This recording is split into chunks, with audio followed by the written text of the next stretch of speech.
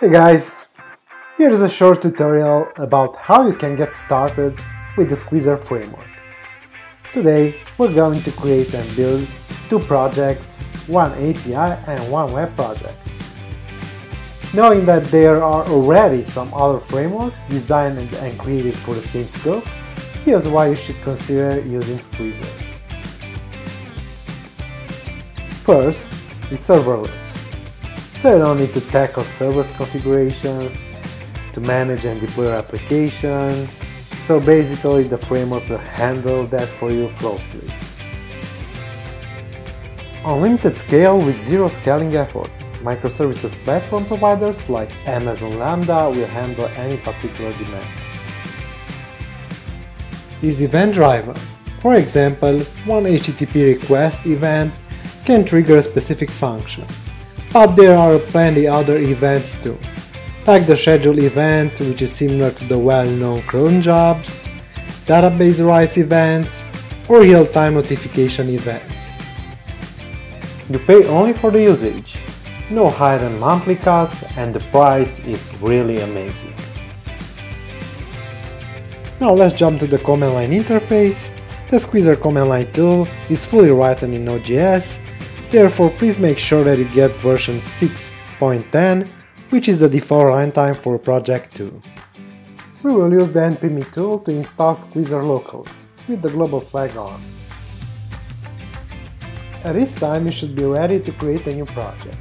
Let's add the project name, select the template, in this case will be a generic Hello World API template, and finally the project owner email address. Let's install the packages for project and microservices and compile the project. In the project structure, Squeezer.YAML file includes the global environment variables and other project-related configurations. All the microservices are stored in the microservices folder, where each one can be configured by editing the Squeezer config YAML file. You can add environment variables globally or split them in stages. A microservice can contain multiple functions, and each function can trigger a handler. In our case, the handler will be triggered by an HTTP event, and it will return a simple HTTP response. Additionally, you can add more events like HTTP, S3 Dynamo Database, and Tennessee String. Include files or directory sources in the microservice folder or package those permanently. Event.input.json can be used to create fake source data in order to trigger a handler. Squeezer test YAML file handles the integration tests stored in the tests folder.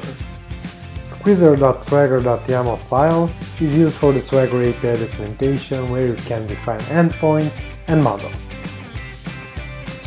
Let's make sure that the credentials are configured for the cloud provider, in our case the Amazon Web Services.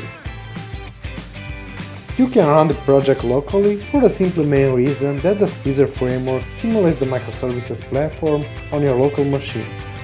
This will boost the development cycle, as you will not be required to deploy the project every time in the cloud when you're adding changes to the codebase and you want to test them. Now let's production compile the project and try to deploy it into the cloud provider. Initial deployment can usually take longer when creating the resources for the first time.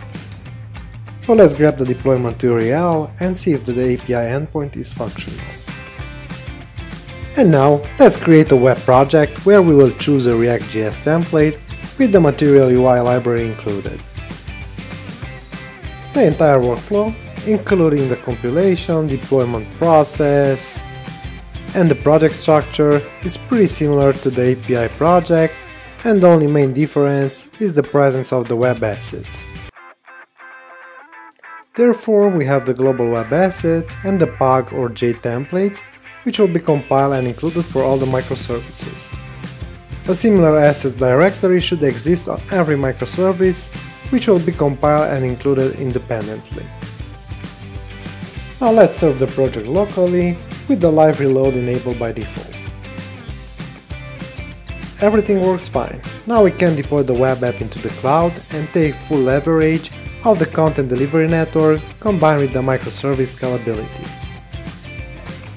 For any issues, please check the Squeezer documentation or join our chat. Have fun!